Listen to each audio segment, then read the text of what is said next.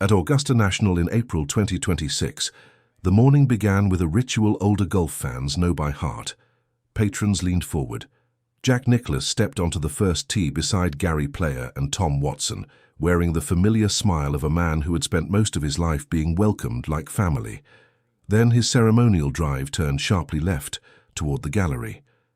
Nicklaus laughed, because that was still his instinct. But afterward, he explained what viewers could not see. 5 or 6 weeks earlier, he had undergone carpal tunnel surgery. He had barely played since. His grip was uncertain, and at 86, striking one golf ball in public carried a question that never followed him in his prime. Could he still do it safely? For millions who remembered the Golden Bear towering over Augusta, the moment was difficult to watch. Not because Jack had suddenly become weak, because time had finally become visible. His son Jackie was beside him as caddy, just as he had been 40 years earlier during the 1986 Masters. Back then, Jack was 46, considered too old to win another major. With Jackie carrying the bag, he charged through the final 9 and won his 6th green jacket. Families watching at home shouted at television sets. It became one of those sporting memories people can still locate inside their own lives. The room, the chair, the person who watched beside them. Now father and son had returned to the same ground, but the meaning had changed. In 1986, Jackie watched his father defeat age. In 2026, he stood close enough to protect him from it. That is where the story of Jack Nicklaus should begin today. Not with 18 major championships, not with the record book. With an elderly father, a grown son, and a golf course that remembers them both. Jack was born in Columbus, Ohio in 1940 and grew up in nearby Upper Arlington. His father, Charlie, was a pharmacist, an athlete, and his first great sporting influence. At Ohio State, Jack met Barbara Bash, a nursing student. They married in 1960, before professional golf turned their lives into a traveling public story. Barbara became the steady center of everything that followed.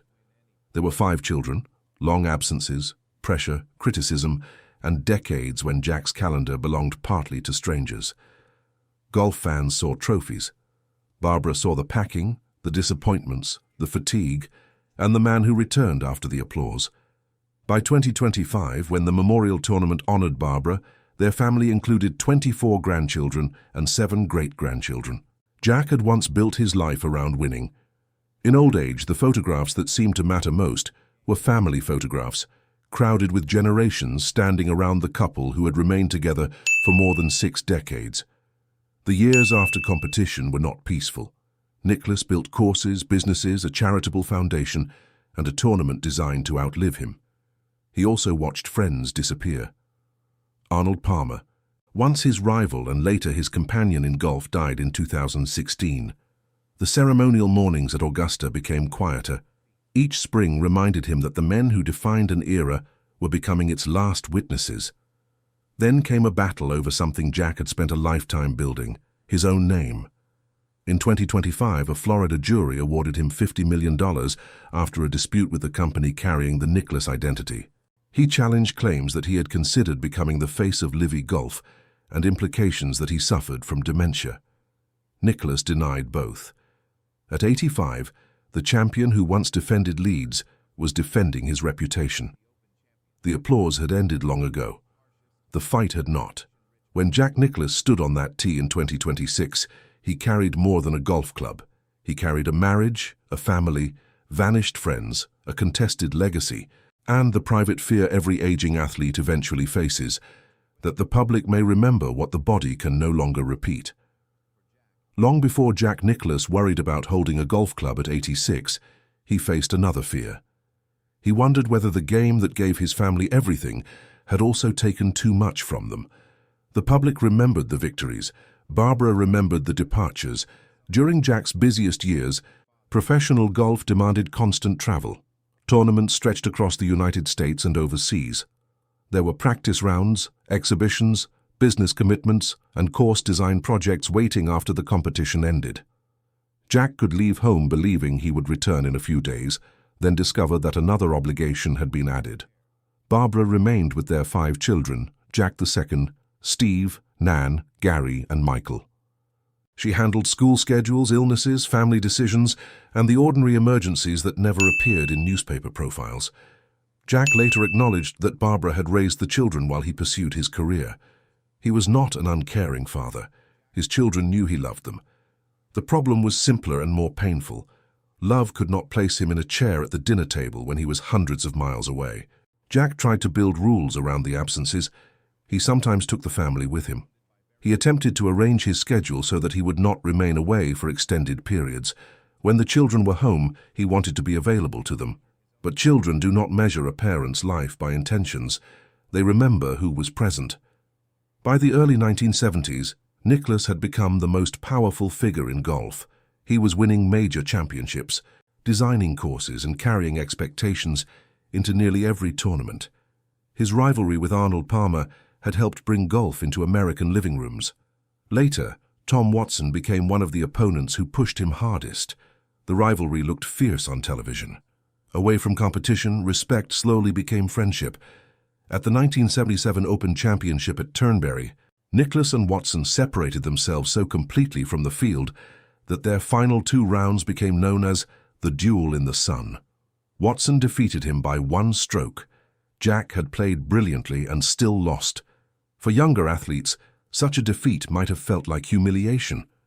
Nicklaus walked from the final green with his arm around Watson. He understood that another man's greatness did not diminish his own. That ability became more important as his victories grew less frequent. By the early 1980s, younger players no longer treated the Golden Bear as unbeatable. His body had changed. His concentration sometimes failed him.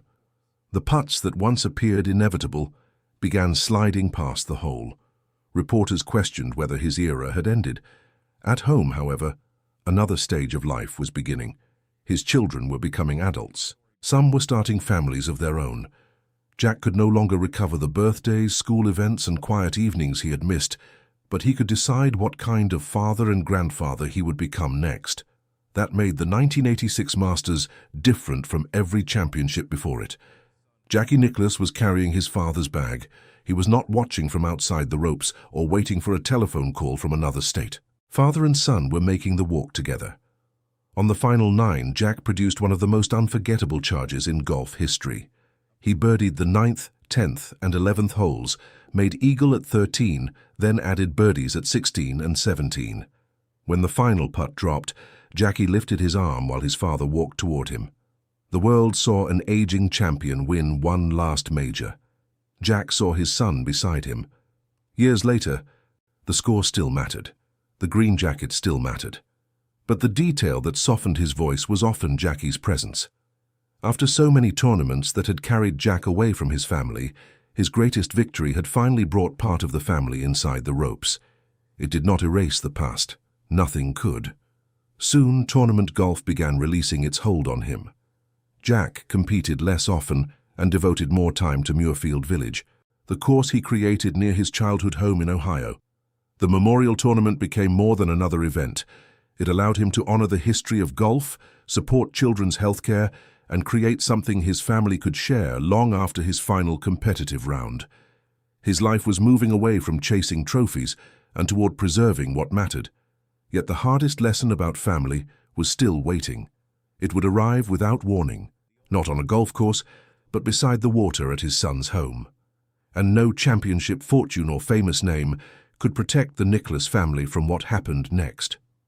On March 1, 2005, Jack Nicklaus received the kind of telephone call that separates a family's life into 2 parts. His 17-month-old grandson, Jake, had fallen into a hot tub at the North Palm Beach home of Jack's son, Steve. Emergency workers tried to save him, but the little boy was pronounced dead at Palm Beach Gardens Medical Center.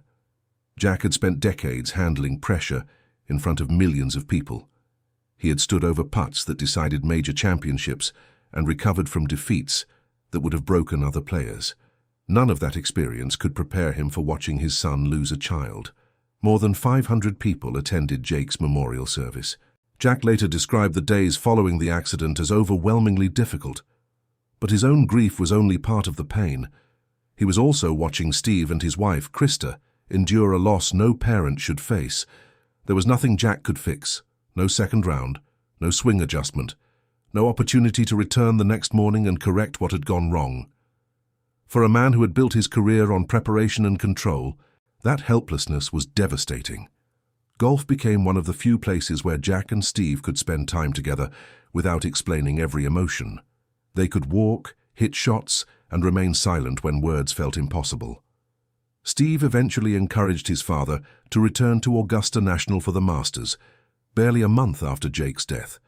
Jack was 65. He had not prepared as he once had, and no one expected him to contend.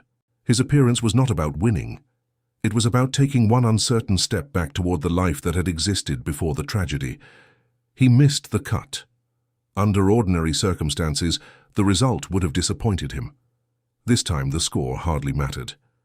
Jack had completed 2 rounds while carrying a grief far heavier than any competitive pressure. It became his final appearance as a player at the Masters. 3 months later, he traveled to St. Andrews for the Open Championship. The old course had always held a special place in his life. He had won there in 1970 and 1978. Now, it would become the setting for his final round in a major championship. On July 15th, Jack approached the 18th hole with his son Steve carrying the bag. Spectators rose from the grandstands and gathered along the fairway. They understood that they were not simply watching an older golfer finish a tournament. They were saying goodbye to a man who had been part of their sporting lives for more than 40 years. Jack and Steve paused on the Swilcan Bridge. Only months earlier, they had stood together after Jake's death. Now they were walking together through the final moments of Jack's competitive career.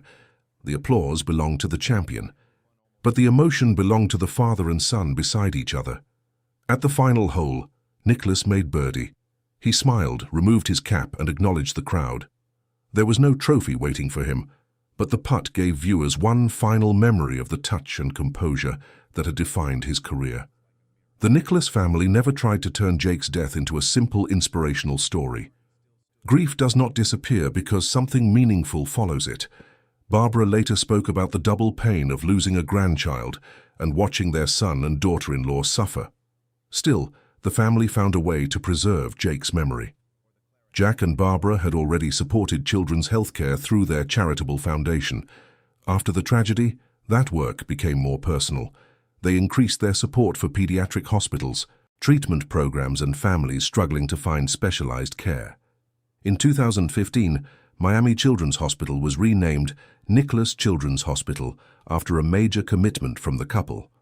The Nicklaus name had once represented trophies, golf courses, and records. Now it appeared above the entrance of a hospital where frightened parents carried their children for help. Jack could not change what happened to Jake. He could not remove the pain from Steve's family. He could only stay close, continue forward, and help other parents avoid the loss his own family had suffered. That became one of the most important victories of his later life. There was no green jacket, only a grandfather trying to make sure one small life would never be forgotten. By the time Jack Nicklaus entered his 80s, the contest he faced no longer happened beneath television towers or beside packed grandstands.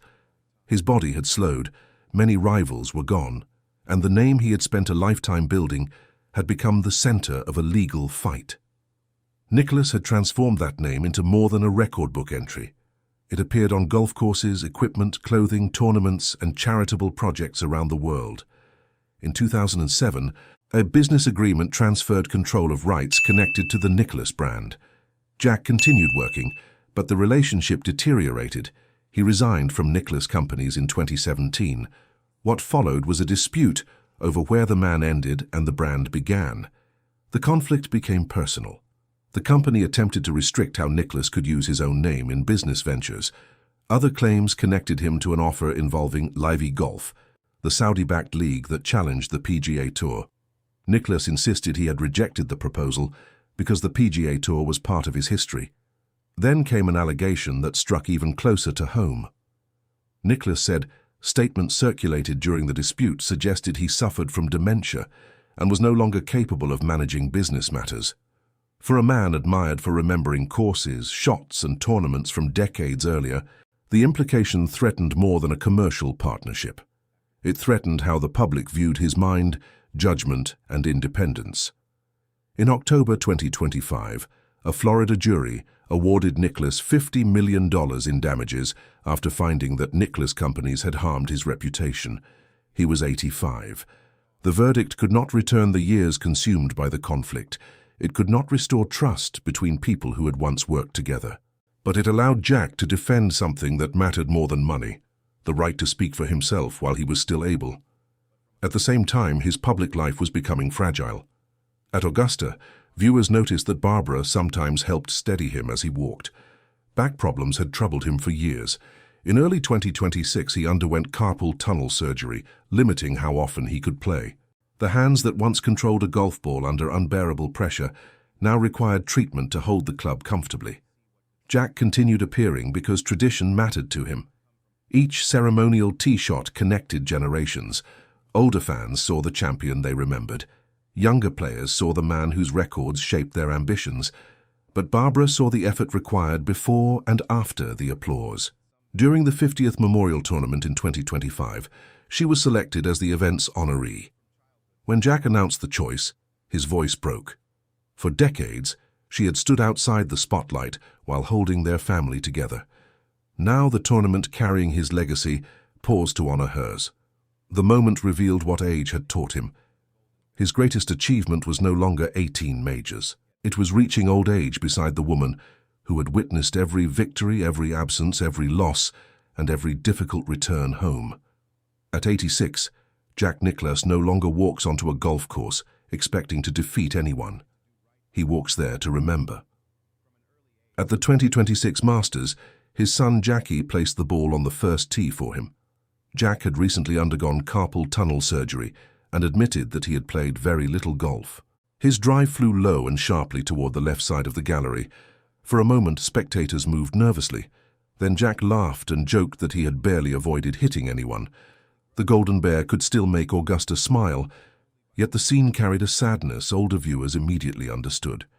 The man who once controlled the golf ball, better than almost anyone alive, now needed help preparing a ceremonial shot. Gary Player and Tom Watson stood nearby. 3 survivors from an era slowly disappearing. Arnold Palmer was no longer beside them. Palmer and Nicklaus had once divided American golf. Some fans loved Arnold so fiercely that they resisted the younger player threatening his place. Over time, competition became friendship. When Palmer died in 2016, Jack described him as the king of their sport and remembered a friend who had always supported him. Each Masters morning now contains an empty space where Arnold once stood. Jack has continued returning because he understands what the ceremony means. It connects the spectators watching today with parents and grandparents who once gathered around small television sets to watch Palmer, Player, Watson and Nicklaus compete. Those memories no longer belong only to him. They belong to families. The same became clear during the 50th Memorial Tournament in 2025, when Barbara Nicklaus was honored for her contribution to golf and children's health care. Their 5 children, 24 grandchildren, and 7 great-grandchildren gathered around her. Jack had spent decades receiving tributes, but when it was Barbara's turn, he struggled to speak. The champion, who rarely appeared intimidated by pressure, could not hide what she meant to him. Barbara had remained beside him before the major championships, before the money, and before strangers began calling him the greatest golfer in history. She lived through his absences, raised their children, and helped turn family tragedy into support for other children. Jack's record still stands at 18 professional major championships. Tiger Woods reached 15, bringing the old debate to a new generation. Jack has always respected what Tiger accomplished, but as the years passed, the argument over who was greater appeared to matter less to him. Records measure victories. They do not measure a marriage lasting more than 6 decades. They do not measure a father trying to recover time with his children, or a grandfather keeping the memory of a lost child alive. Jack Nicklaus did not disappear after the applause ended. He became a course designer, tournament host, philanthropist, husband, father, and grandfather. His body slowed, his friends grew fewer, and even his name had to be defended. But he remained present. Perhaps that is why seeing him today feels so emotional. We are not only watching Jack Nicklaus grow old, we are seeing our own memories age beside him. The Golden Bear can no longer play the shots people remember. He does not have to. He already gave those moments to the world. When you remember Jack Nicklaus, do you see the champion raising another trophy, or the elderly man returning to Augusta beside his son? Share your memory in the comments and subscribe for more stories about the sporting legends who stayed with us long after the crowds went home.